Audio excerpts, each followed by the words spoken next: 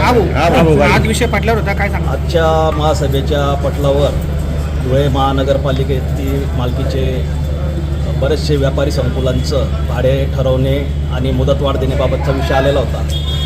बाकीचे सर्व विषय हे धुळे महानगरपालिकेच्या मालकीचे असल्याने आणि स्वस्तिक टॉकीजच्या मालकीची जागेवर जे असलेले अतिक्रमण आहे त्या अतिक्रमित दुकानांचे सुद्धा धुळे महानगरपालिकेच्या आयुक्तांनी या ठिकाणी हा विषय पटलावर पाठवलेला होता. त्या विषयाला मी त्यांना माहिती विचारली असता सदरच्या दुकानांचे बांधकाम परवानगीसुद्धा महानगरपालिकेकडे उपलब्ध नाही आहे आणि धुळे महानगरपालिकेचा तर मालकी हक्कच नाही. असं असतानासुद्धा बेकायदेशीरपणे आयुक्तांनी हा विषय या ठिकाणी आणून या ठिकाणी मंजुरीचा घाट घातलेला होता.